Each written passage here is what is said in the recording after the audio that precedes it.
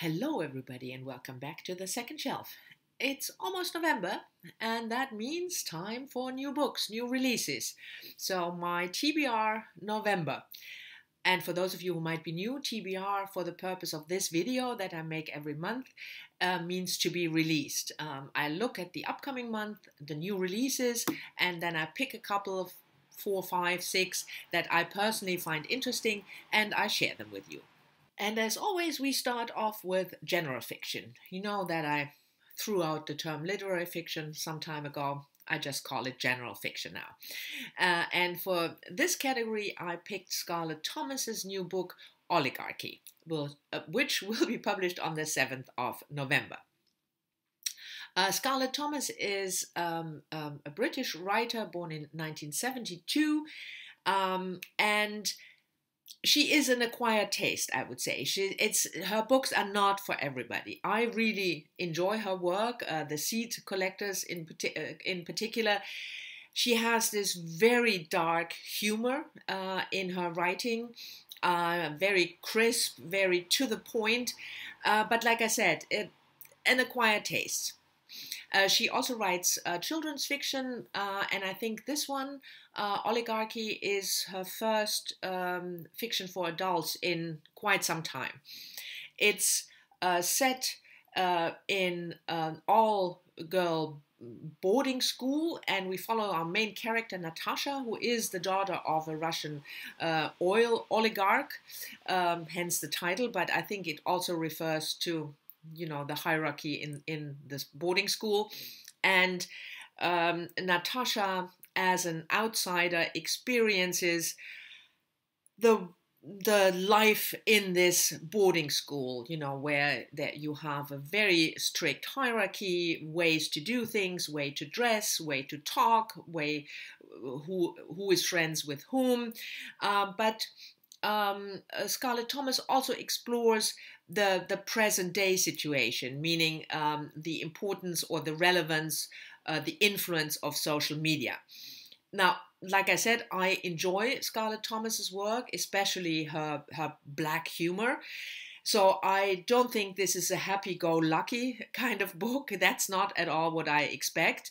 But I always love a good campus novel, and especially if it's dealing, with modern themes like social media, and if it has some dark humor thrown in. So I'm very much looking forward to this one.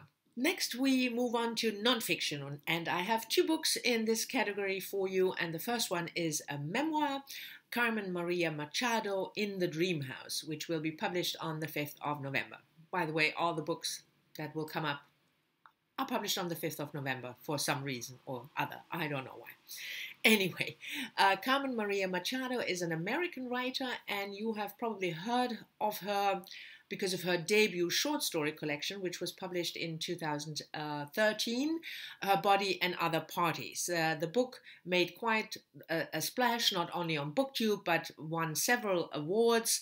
I have to say, I was not that smitten with that book, but as you know, if you know me, if you follow me, I'm not the biggest short story reader, so I might not be the best judge of short story collections.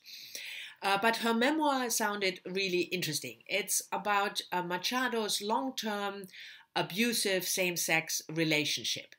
And first of all, I really enjoy memoirs, especially debut memoirs. I mean, it's not a debut book, but a debut memoir, of course. Come to think of it, most memoirs are debut memoirs. That was kind of a superfluous remark. Anyway, I love memoirs. Let's just go with that. And of course, abusive relationships is an important and interesting topic, how to deal with it, and especially how to get out of them. And in addition, what drew me to this book was the fact that I haven't read, I don't think ever, but that may be my fault, but a memoir about an abusive same-sex relationship. So I'm interested, to expand my horizon and read about that. And if I remember correctly, Russell from Ink and Paper blog read the book already and really loved it. So that is something, to keep in mind as well, at least for me, if I look at new books. And so this memoir made my pick for the nonfiction category. The second book in the nonfiction category is Susanna Cahalan's book, The Great Pretender, which will also come out on the 5th of November, like I said earlier. Now, Susanna Cahalan is an American journalist, and I know her work because of her memoir, which was published about 7 years ago, 2012, I think, Brain on Fire. I will leave a link to that book down below. It's an account of Cahalan's own experience with psychiatry when she fell ill and people misdiagnosed her all over the place until she was lucky to find a doctor who actually found out what was wrong with her, and she had an inflammation of the brain which could be cured. I guess this own experience got her interested in psychiatry because the Great Pretender is about an experiment that took place in 1970 when a Stanford professor, David Rosenhan, and a couple of other people went undercover, quote unquote, into psychiatric hospitals, asylums, to see what happens there and get themselves diagnosed with all kinds of illnesses, even though they were perfectly healthy and sane people. I also leave a link to, with some information of that experiment, because that when they came out with the research of their undercover work, it really broke open psychiatry in the 1970s. And Cahalan explores this experiment, but also she delves deeper into what really happened back then, and was it all that was published later on? Is that really true? I found psychiatry as a topic infinitely interesting, always, and because I know Cahalan's work, I was immediately drawn to the book and had to put it on my November TBR. Next up is translated fiction, and for this one I picked a Chilean author. That's the way to say it, I guess. If not, please correct me in the comments down below. An author from Chile, Nona Fernandez, Space Invaders, translated from the Spanish by Natasha Wimmer. Nona Fernandez is supposed to be one of the most prominent authors in Latin America, Chile. I've never read her work, and when I saw that this short novella, it's under 100 pages, will be published on the 5th of November, I was immediately intrigued.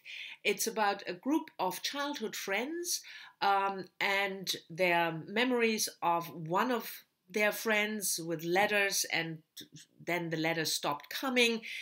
So it sounds a little bit mysterious, but I mainly picked it because I want to read more translated fiction, you know that, and because I've never read anything by Nona Fernandez, and starting with a novella, I'm not reading enough novellas or short stories, you know that, seemed to me a very good choice. I don't know much more than that because I haven't, like I said, I haven't read any of her work, but the setting of this group of childhood friends was interesting enough for me to put it on the November TBR. And as always, we end our TBR with a science fiction. And for this one, I picked a debut novel by Emma Slolley, Disaster's Children.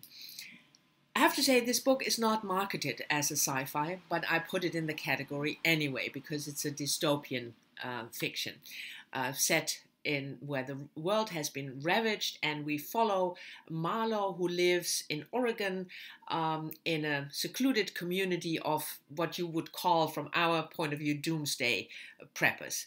And she only knows about the outside world as, quote unquote, the disaster. So I just put it in the sci-fi category, but I could have put it in general fiction as well, I guess.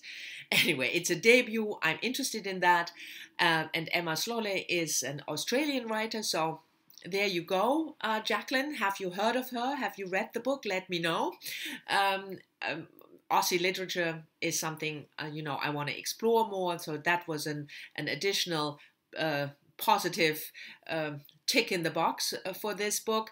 But I also find this whole community of doomsday preppers, I found that fascinating. I mean, I don't understand the people, but I found it fascinating. And a book that takes this as a premise, a young woman living in that community and then deciding to escape, and plot ensues from there, I thought was really interesting. I hope it's good. You never know with a debut, but it's at least worth trying out, I think. Anyway, these were my picks for the to-be-released books in November. I hope you've enjoyed it. Thank you very much for watching. Let me know whether any of my picks interest you, or whether there are books coming out in November that you are excited about. And I'll see you all soon in the next one. Bye-bye.